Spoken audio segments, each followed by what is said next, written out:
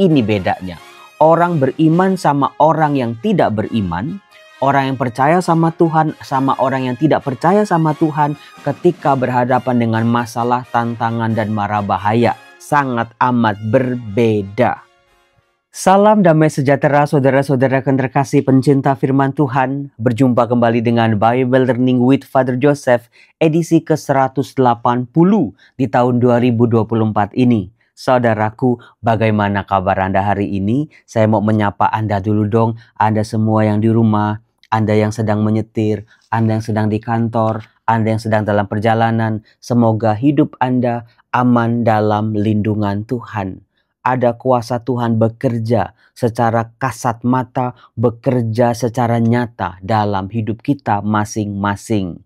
Saudara-saudara, sudah berdoa belum hari ini? Sudah romo. Sudah bersyukur belum? Sudah romo. Sudah minta perlindungan belum dari Tuhan? Sudah romo. Nah, saudara-saudaraku, tidak terasa sudah 180 hari kita lalui di tahun 2024 ini. Berarti 180 episode juga sudah saya buatkan untuk Anda. Saya berharap Anda menikmati episode demi episode yang diberikan di channel YouTube ini. Bisa Anda gunakan dalam hidup Anda sehari-hari. Di pagi hari, siang, di malam hari, terserah suka-suka Anda. Yang penting setiap hari Anda tidak pernah terlewatkan membaca firman Tuhan ini. Firman Tuhan yang menjadi bahan dasar dari doa-doa kita, menjadi bacaan rohani kita, menjadi asupan untuk iman kita, supaya iman kita bertumbuh, berkembang, berbuah, pada akhirnya menjadi iman yang kokoh setegar batu karang. Saudara-saudaraku, terima kasih juga Anda yang suka share video-video Bible Learning ini. Sangat amat berguna buat saya, maka saya ucapkan banyak-banyak terima kasih. Di WhatsApp ataupun di Facebook, terserah Anda sejauh firman ini bisa diwartakan. Saudara-saudara, di edisi 180 ini, angka cantik, angka istimewa, izinkan saya untuk memperkenalkan kepada Anda sebuah doa yang kita temukan dalam Alkitab Perjanjian Lama. Doa ini bukan doa yang kaleng-kaleng. Doa ini lahir dari keadaan terjepit di hitungan kertas, hitungan matematika, situasi yang sangat membahayakan sudah di depan mata. Orang-orang yang diceritakan dalam kisah ini pasti akan hancur, pasti akan musnah. Tetapi saudara-saudara, meskipun secara hitungan matematis pasti hancur, tetapi Tuhan ternyata punya cara. Doa yang mau saya perkenalkan ini lahir dari keadaan super sangat terjepit. Nah, Tuhan mengindahkan doa orang ini sehingga hidupnya, bangsanya bisa terluput dari mara bahaya. Saya sudah kurang lebih 5 kali mengangkat kisah tentang doa orang ini. Tapi kali ini saya mau membanding-bandingkan antara orang yang berdoa dengan yang mau saya perkenalkan ini dengan orang yang tidak berdoa.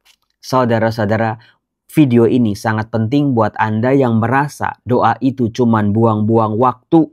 Doa itu cuman ya pelarian rohani aja. Seringkali diejek sama anak, sama pasangan. Udah kayak biarawati aja. Dikit-dikit doa, dikit-dikit doa. Kerja, usaha. Saudara-saudara terkasih, saya akan buktikan usaha dengan doa. Kalau sejalan, seiring sejalan, lahir dari kekuatan iman, sangat besar kuasanya. Karena apa? Dalam video kali ini, saya akan mengangkat 2 orang sama-sama raja. Sama-sama pemimpin sebuah bangsa, sama-sama mendapatkan ancaman dari musuh yang sama juga. Mereka berdua ini tinggalnya juga berdekatan, bahkan boleh saya katakan mereka ini tadinya bersaudara. Tetapi saudara-saudara, ini bedanya. Orang beriman sama orang yang tidak beriman, orang yang percaya sama Tuhan sama orang yang tidak percaya sama Tuhan ketika berhadapan dengan masalah, tantangan, dan mara bahaya sangat amat berbeda.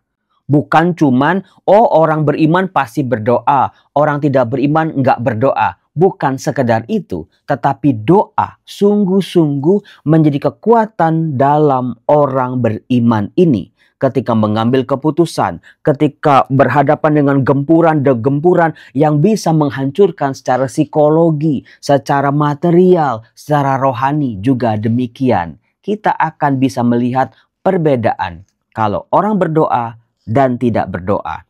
Hal itu bisa kita lihat dalam kisah pengalaman Raja Hizkia. Raja Hizkia itu siapa, Romo? Raja Hizkia adalah raja di Yehuda, kerajaan selatan.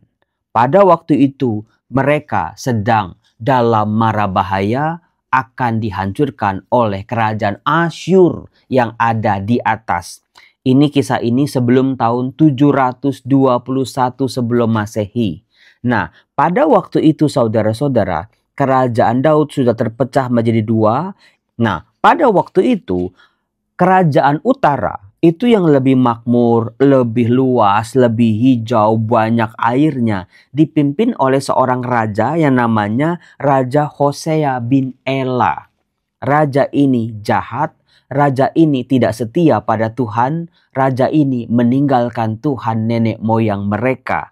Malahan Hosea bin Ela ini, meskipun dia jadi raja atas bangsa pilihan ini, dia malah menyembah berhala-berhala pada waktu itu. Saudara-saudara, kenapa sih orang Israel pada waktu itu suka sekali atau mudah sekali untuk menyembah berhala?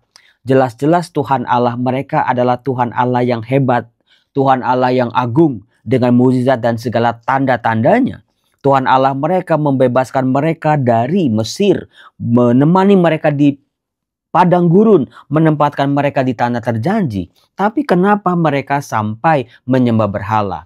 Jawabannya adalah berhala memberikan jawaban yang instan atas segala ketakutan, kekhawatiran, kecemasan mereka. Itu yang mula-mula. Karena apa? Berhala itu, patung-patung, tiang-tiang itu mudah dilihat, mudah disentuh, mudah dibayang-bayangkan.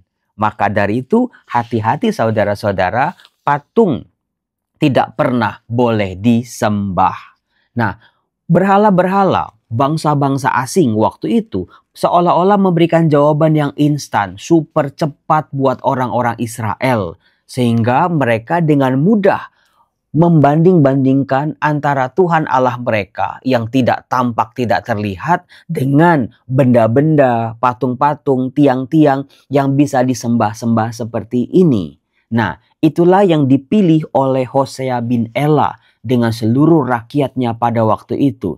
Dengan mudah mereka meninggalkan Tuhan Allah mereka, menggantikannya dengan berhala-berhala dari kayu, dari batu yang tidak bisa bergerak, tidak bisa apa-apa, hanya buatan tangan manusia. Berbanding terbalik dengan seorang raja di kerajaan selatan yang bernama Hizkia, anak Ahaz, raja Yehuda. Dia adalah dikatakan dalam 2 Raja-Raja bab 18, ia melakukan apa yang benar di mata Tuhan, tepat seperti yang dilakukan Daud bapa leluhurnya. Saudara-saudara yang terkasih, sebelum kita menjadi orang beriman, orang beragama, di KTP kita menulis agamanya apa, jadilah orang benar dulu. Inilah yang dilakukan oleh Raja Hizkia ini. Dikatakan dia orang benar. Dalam kitab suci, kalau dikatakan seseorang itu orang benar, artinya dia mengikuti hukum-hukum Allah. Dia menjauhi kejahatan, dia menjauhi berhala-berhala yang disembah oleh bangsa-bangsa lain. Dia menetapkan dirinya untuk percaya kepada Allah apapun resikonya. Itulah yang disebut dengan orang benar. Nah, hal itu tampak ketika diceritakan dalam 2 Raja-Raja bab 18 ini. Hizkia menjauhkan bukit-bukit pengorbanan dan meremukkan tugu-tugu berhala dan yang menebang tiang-tiang berhala dan yang menghancurkan ular tembaga yang dibuat Musa. Sebab sampai pada masa itu orang Israel memang masih membakar korban bagi ular itu yang namanya disebut dengan Nehustan. Jadi hal-hal yang dulu menjadi barang suci ternyata bisa dijadikan penyembahan berhala, objek penyembahan berhala. Itu dihancurkan oleh Hizkia. Ia percaya kepada Tuhan Allah, dan di antara semua raja-raja Yehuda, baik yang sesudah dia maupun yang sebelumnya, tidak ada lagi yang sama seperti dia.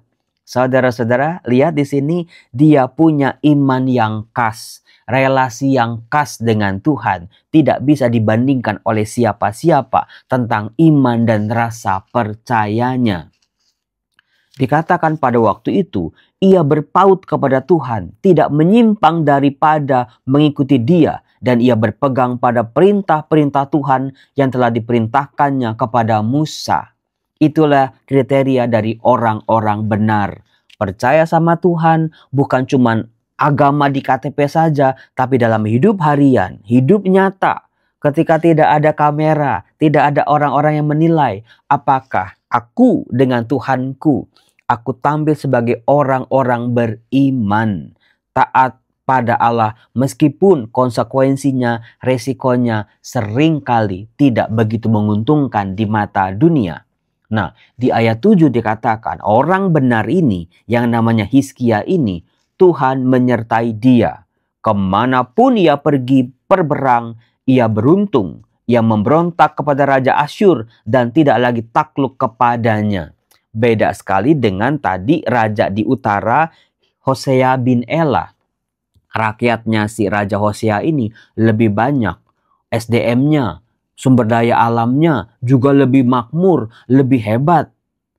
Tetapi saudara-saudara, itu semua tidak ada apa-apanya, tidak bisa berbicara apa-apa di hadapan Raja Asyur. Karena apa? Rasa percaya dan perlindungannya ternyata tidak cukup hanya dengan senjata, uang yang banyak, orang yang begitu besar jumlahnya. Tidak berkutik berbanding dengan Hizkia.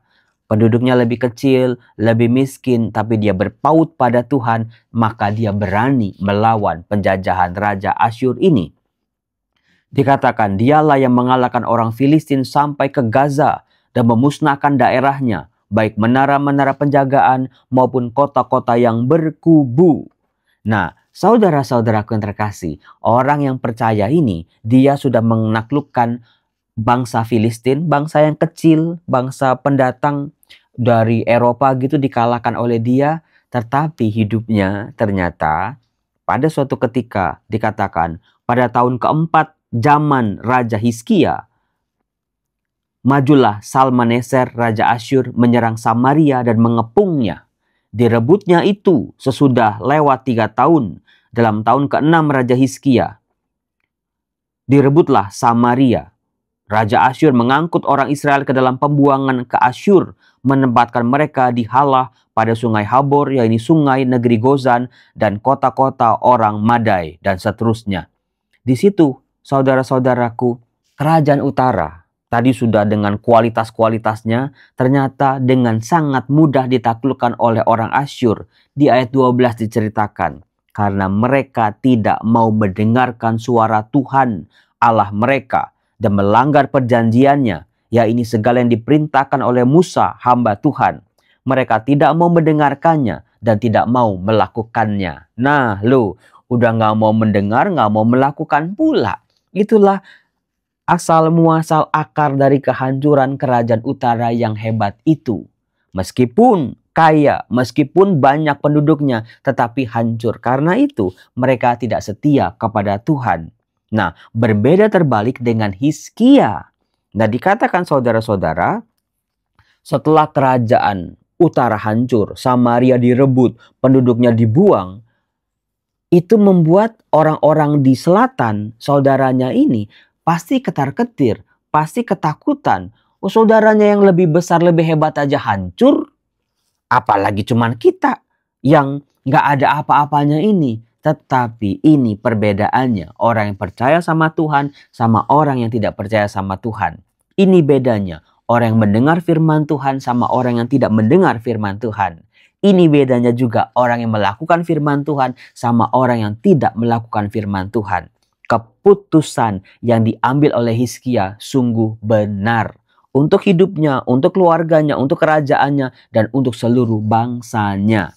Nah, saudara-saudaraku terkasih, kehancuran Samaria terus-menerus membayang-bayangi orang-orang di selatan, termasuk dengan Raja Hizkia.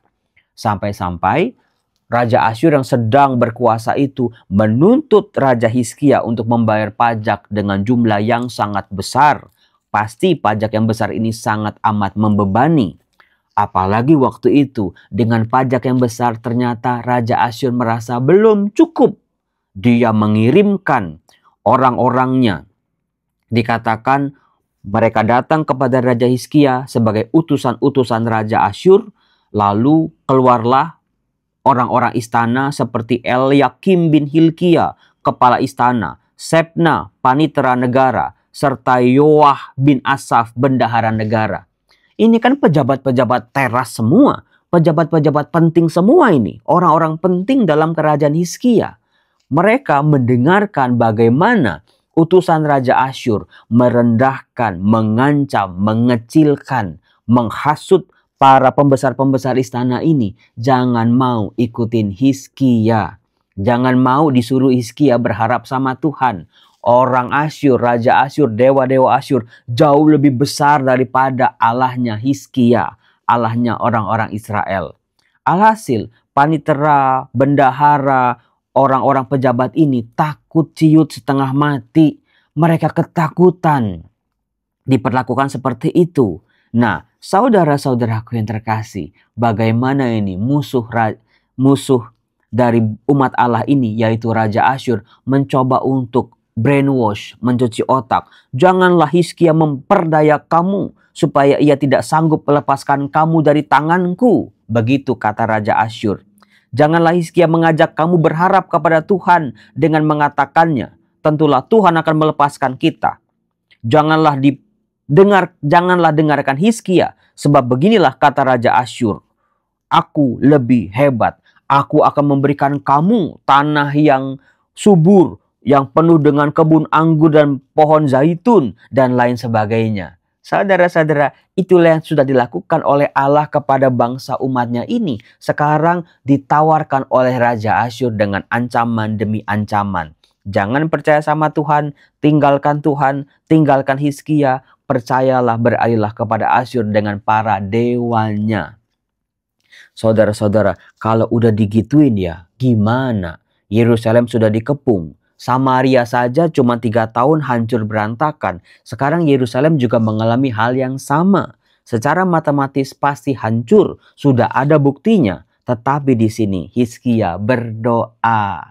Dia merasa tidak layak, dia merasa berdosa, dia bertobat sama Tuhan, dia betul-betul percaya sama Tuhan. Saya akan mendoakan doa Hizkia dari 2 Raja-Raja bab 19 ayat 15 sampai 19. Ini doa sangat kuat luar biasa. Hizkia berdoa di hadapan Tuhan dengan berkata, "Ya Tuhan Allah Israel yang bertahta di atas kerubim, hanya Engkau sendirilah Allah segala kerajaan di bumi. Engkaulah yang menjadikan langit dan bumi. Sendengkanlah telingamu ya Tuhan dan dengarlah. Bukalah matamu ya Tuhan dan lihatlah. Dengarlah perkataan Sanherib yang telah dikirimkannya untuk mengaibkan Allah yang hidup. Ya Tuhan, memang raja-raja Asyur telah memusnahkan bangsa-bangsa dan negeri-negeri mereka, dan menaruh para Allah mereka ke dalam api, sebab mereka bukanlah Allah, hanya buatan tangan manusia, kayu dan batu, sebab itu dapat dibinasakan orang. Maka sekarang ya Tuhan Allah kami, selamatkanlah kiranya kami dari tangannya, supaya segala kerajaan di bumi mengetahui bahwa hanya Engkau sendirilah Allah ya Tuhan." Sebuah rasa percaya pada Tuhan meskipun bahaya mengancam, meskipun dalam hitungan matematika pasti kalah, tetapi Hizkia lebih menaruh rasa percayanya pada Tuhan bahwa orang Asyur, dewa-dewanya itu tidak ada apa-apanya dibandingkan Tuhan Allahnya orang Israel yang dia percaya. Saudara-saudara, siapa di sini yang sering takut, Romo? Rumah saya ada setannya, Romo. Romo saya kena pelet, Romo. Romo saya kena guna-guna, Romo. Semakin Anda percaya bahwa Anda kena pelet, bahwa orang yang memelet Anda itu lebih kuat, semakin besarlah daya pelet atau guna-guna itu. Tapi kepada siapa kita mau percaya? Apakah seperti Raja Hosea atau seperti Raja Hizkia? Kalau saya mau seperti Raja Hizkia. Bagaimana dengan Anda? Romo, udah pasti Romo. Saya mau menjadi seperti Raja Hizkia yang imannya pada Tuhan sungguh luar biasa. Alhasil Tuhan mendengarkan doa Hizkia ini dan menyelamatkan umat Allah ini. Saudara-saudara, mari ketika berdoa bukan cuma di mulut saja, bukan cuma formalitas atau terpaksa saja, tapi doa, inti doa adalah ungkapan rasa percaya dan penyerahan kita pada Tuhan. Semoga doa-doa Anda juga didengarkan oleh Tuhan. Salam, Tuhan berkati.